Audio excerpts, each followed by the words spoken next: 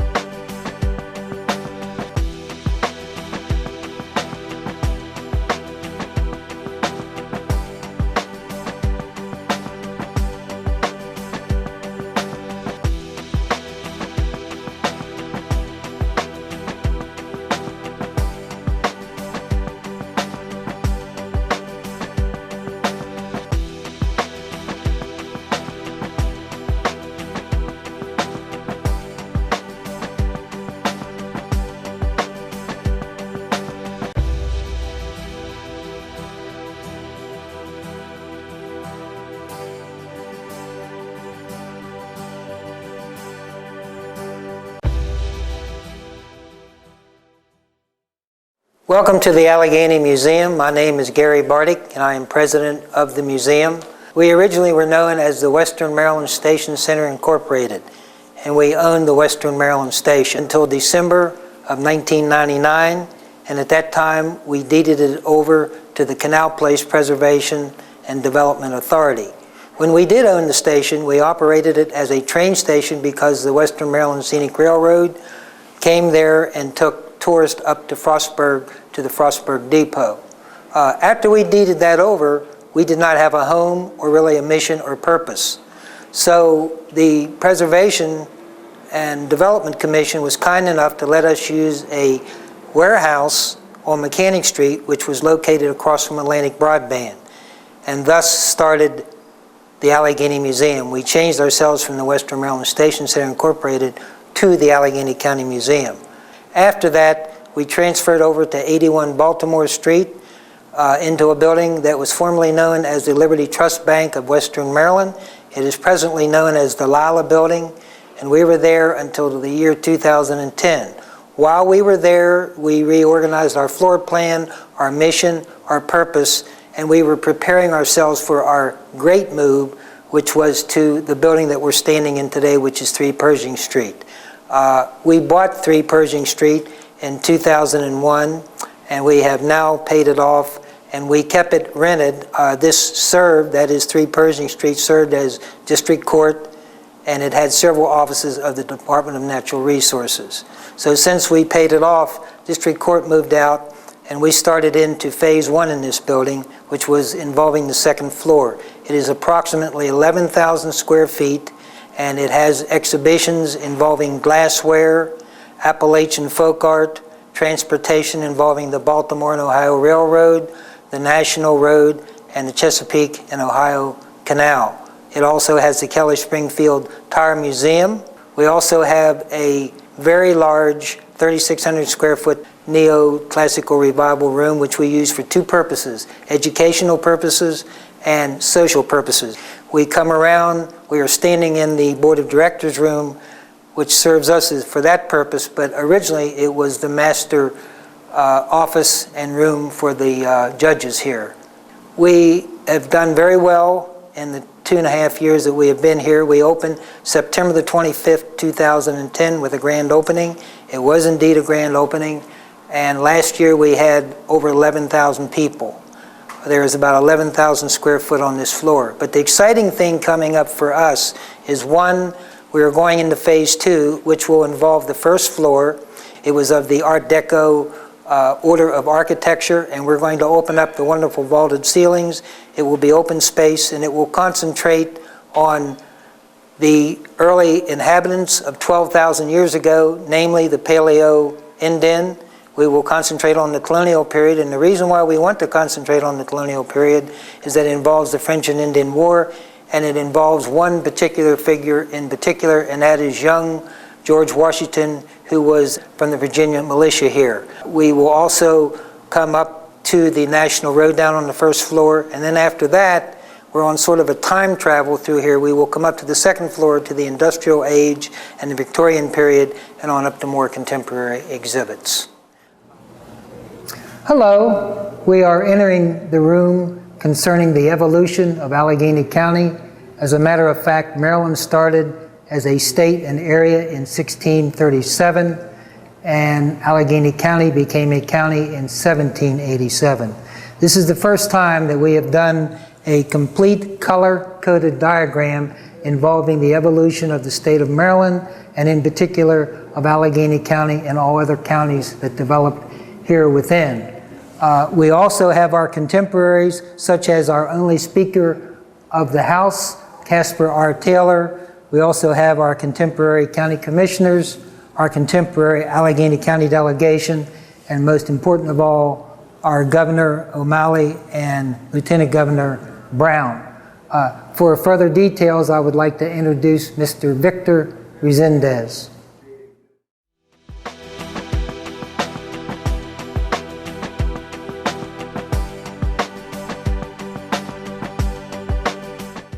Hi, I'm Vic Resendez. I'm on the board here at the Allegany Museum. I'm going to talk to you a little bit about the evolution of Allegany County, how it's got its origins.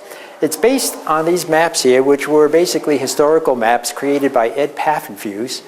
He helped collaborate on this exhibit, which is basically using his historical maps, and he's currently the archivist now for the state of Maryland. Basically, to understand the history of Allegany County, you have to understand what it was like in England in the 1600s. Basically, Lord Baltimore was born a Catholic in England, but was forced to convert to the Anglican Church when he was 12 years old. He was prosperous. He became equivalent to what you would call something like the Secretary of State to King James I. He later retired from that position and converted back to Catholicism. The Catholics couldn't practice their religion freely in England. Although he later converted back, he was looking for a place where everybody of all religions could come to in the new colonies and worship freely. He asked the king for a colony. The king gave him one. He gave him the Newfoundland. Lord Baltimore took his entire family and moved to Newfoundland, Canada now, and lived there for a year. After living there for a year, he soon recognized that it was too cold. It was not the kind of place he wanted to colonize. He went back to England and asked the king for a second colony in the Americas. Eventually, the king gave him a colony, but Lord Baltimore died before he received the charter, but his children did. They commissioned two ships, the Ark and the Dove, which sailed from England to the United States and arrived here in the mouth of the Potomac River in Chesapeake Bay on March 25th, 1634. There were two Jesuit priests on that ship. They celebrated Mass that day, which is now celebrated as a holiday in the state of Maryland. It's now known as Maryland Day on March 25th. Basically, the colony was created and it was based on religious tolerance. And it worked fine from about the early 1600s till 1692, when England became very concerned about the amount of religious tolerance that was happening in the Americas, particularly in Maryland. And so they repealed the Tolerance Act in 1692. From 1692 until the American Revolution in 1775, almost 3/4 of a century, Catholics were prohibited from worshiping in public or building churches in the state of Maryland. Later, when the Revolution came in 1776, that changed all that, and basically we were allowed to build churches again, and Maryland became what it was intended, a colony of religious tolerance. But basically, I want to show you the first map here, which shows basically that in 1634, Allegany County today was once part of St. Mary's County. If you look at the map closely, you'll see that basically not a lot of Maryland was explored at the time and certainly wasn't settled, but basically the St. Mary's County at that time was the county seat, the city, and covered the entire state of Maryland. Eventually, the population grew and things split, and Prince George's County was erected in 1696. In 1696, we were part of Prince George's County because it covered the entire western part of the state of Maryland. In 1773, Frederick County was erected, and in 1776, Washington County was split out of Frederick County. It wasn't until 1789 that Allegany County was split from Washington County and became a county on its own. That was the same year, 1789, that George Washington was elected President of the United States, and the District of Columbia was carved out of the state of Maryland and Virginia and became the nation's capital. The last county to be created was Garrett County, which was split from Allegany in 1872. This area here, we call this the political lounge. It talks about the evolution of the state of Maryland and also identifies for our visitors here who our local political leaders are. It shows the governor and the lieutenant governor, our local representatives at the Allegany County, and our state and House delegates on my left. Here on my right is a photograph of Cass Taylor. Cass Taylor was a native of Cumberland, Maryland, and basically he served in the House of Delegates from 1975 till the year 2003. When he left office, he was the longest serving Speaker of the House of Delegates in Maryland's history. The House of Delegates office in Annapolis, the capital, was named after Cass Taylor and is now known as the Cass Taylor Building. Hello, we are in the room dealing with fire protection. As a matter of fact, fire protection started as a volunteer system in 1837 in Cumberland. It later evolved into a professional system in 1908. We have different apparatuses here, from fire extinguishers to safety landing nets, even to the water systems, which greatly enhanced the firefighting protection system with fire hydrants and hose carts, and then later fire wagons and fire trucks. In the cases, we have different badges where they attended conventions and made other achievements. We even have the original brass pole, which all fire stations to this date have a brass pole because the firemen live on the second floor and still to this day slide down to it to gain access to their apparatuses, which are the fire trucks. We also have the original oak desk. But for further details, I would like to introduce the most highly recognized and one of the most successful fire chiefs in Cumberland, Russell Livingood.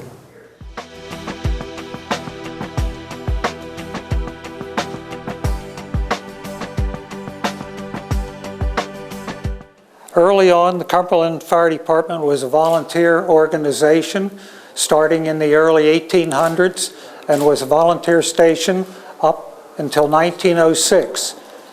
Just prior to 1906, there were some major fires in downtown Cumberland, took most of the business section out, and the businessmen wanted a career, full-time paid fire department. And they petitioned the mayor and council at that time to develop a paid fire department. When it became paid, they made 4 fire stations. They used the old stations. In 1907, they built a new central station, and then in the late 20s, they built 3 new stations, one at west side, one south end, and one at east side. Early on, the water system was a wooden system. The first water system in Cumberland was water mains. This was water that was pumped out of the Potomac River and through the streets of Cumberland. These were buried in the ground, of course, and the water flowed through here. These are tapered. The next one would have been tapered in such a manner that it would fit on there. And that was used until in the early 1920s when they developed a system and brought water from Pennsylvania into Cumberland. It's still there. They laid the new pipes next to it, and as they repair it and dig it up, they find the old wooden main still there. This is a 2-man pumper, very small quantity of water, but this would be operated by 2 men to pump water from a pond, a creek, the river, for firefighting purposes. These are older fire extinguishers. This is a typical turnout gear for a chief officer or fire chief. For fire protection, the city of Cumberland in the late 1800s put in a game well telegraph system. There were 39 miles of copper wire strung all through the streets of Cumberland, and there were street boxes that when people needed a response from the fire department, they could go to the street corner and pull a fire alarm box. That fire alarm box was coded.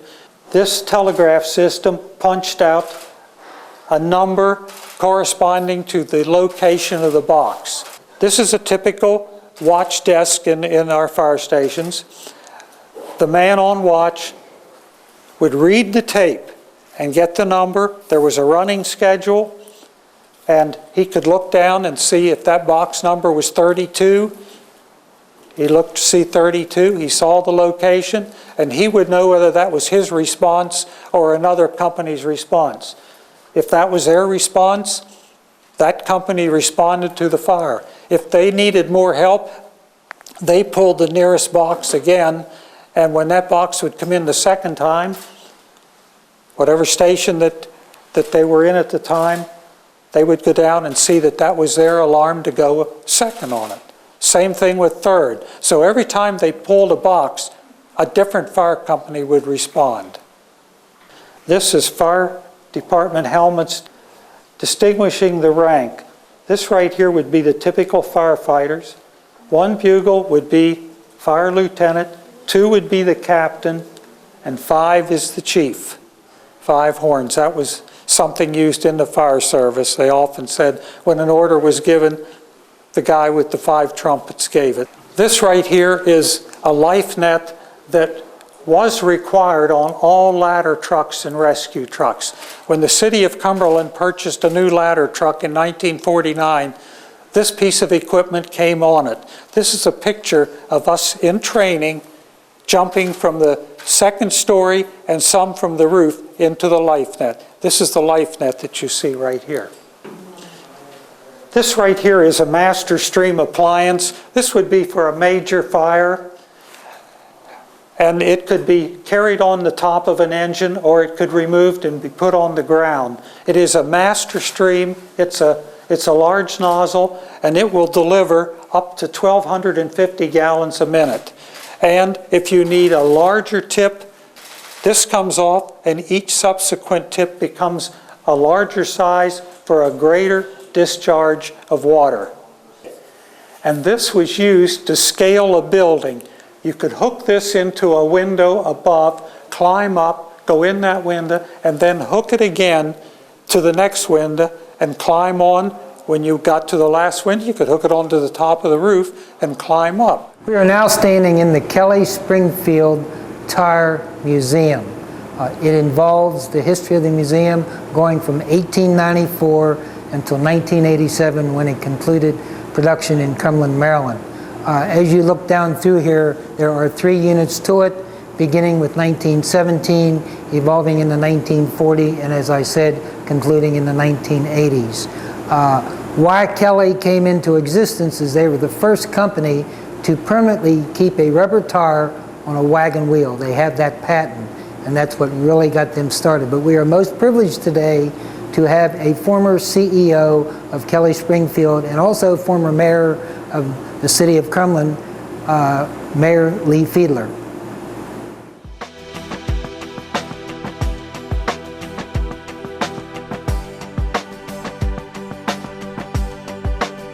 Early tires were wood tires from the horse and buggy days, and they started putting rubber on them, and the biggest trouble is the rubber would roll right on off.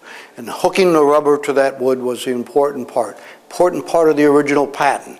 At one time, Kelly Springfield held the patents, and virtually every other tire company around were using the Kelly patent to hold rubber on the wood.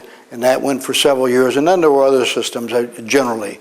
And as you see in front of you here, many of the old wood tires, some of them hard, some of them eventually had air in them, or at least were tubeless, as you call, and they were held on those rims and put Kelly into business. Kelly was pretty large because of the patents that it had there. We had our corporate office started in Springfield, Ohio, and moved then. We put it sales and advertising in New York, and it was on the Times Square building. And that building, as you see the picture there, very familiar many a times, but we had the sign up there and in the early days. It then came to Cumberland. It came Cumberland in the 20s, and really came to Cumberland because of the automobile industry growing big. A lot of tires were needed, and they came here because of transportation. You had not only the national road that runs through Cumberland, you had the main line of the B&O, and we had the canal. Rubber would come in from Southeast Asia by ship, brought by barge up here, inspected here, sent out to all of our plants from here.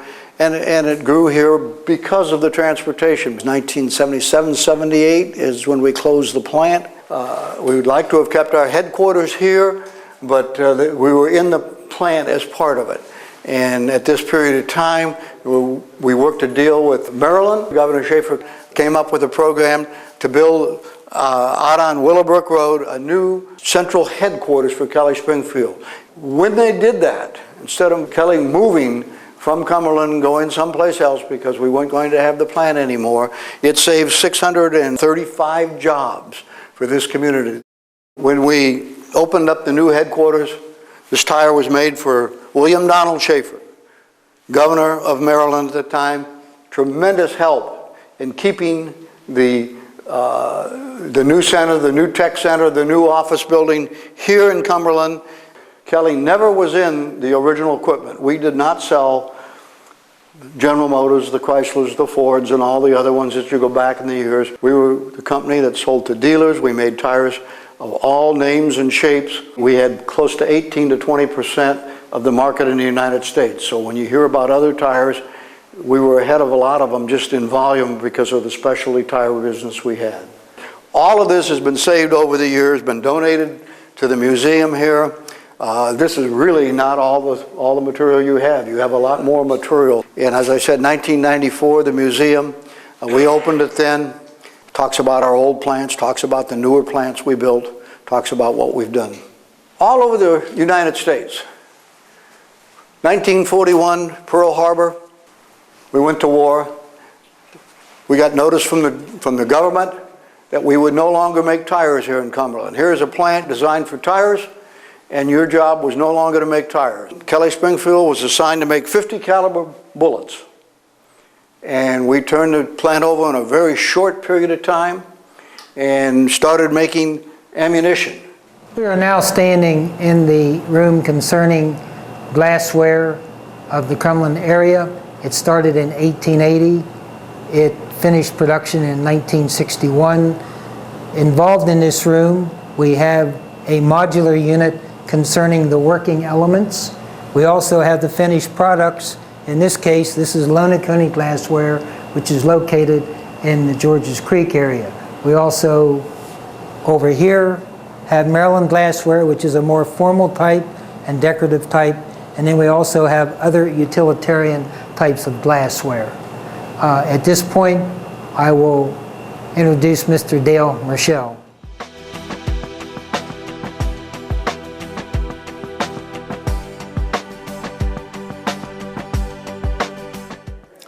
Okay, here we're looking at various tools that were used in the glass industry, and a lot of these tools came from the last active glass manufacturing company that was in Mount Savage. That was the Cumberland Glass Company. This case here more or less covers the full time of the production from 1880 until 1980. It involved 32 different companies that either made glass and or decorated glass. And in here you can see a lot of it was clear glass. Starts over here with a Warren Glass Company that made bottles. They were out at the south end along between Queen Street and the railroad. Glass canes were made for Labor Day. The glass workers were in unions, and they were very strong unions, and they always marched on Labor Day. And here we have a picture of them coming down on Baltimore Street.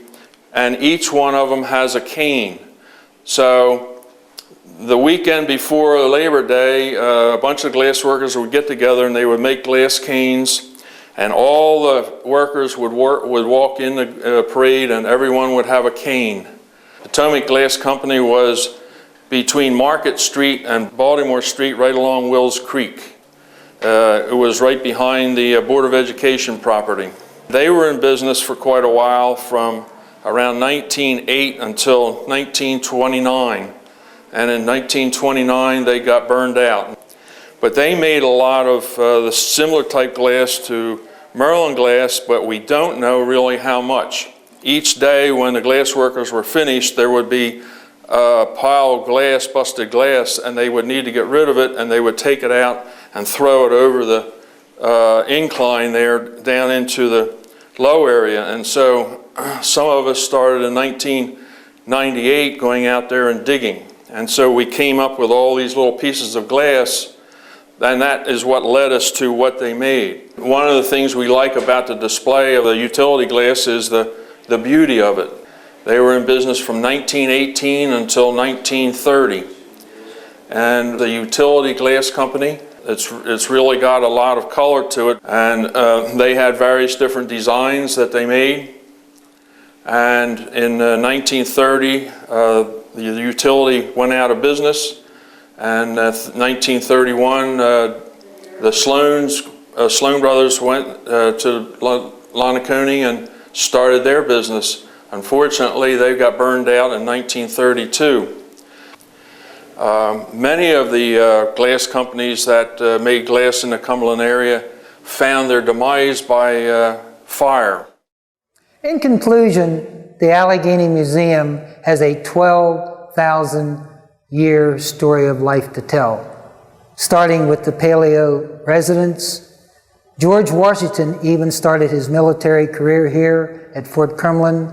He concluded his career as Commander-in-Chief by reviewing the troops at Fort Cumberland. We even have celebrities born and raised here, such as William H. Macy and Henry Louis Gates. We have it all. We invite you to come and experience.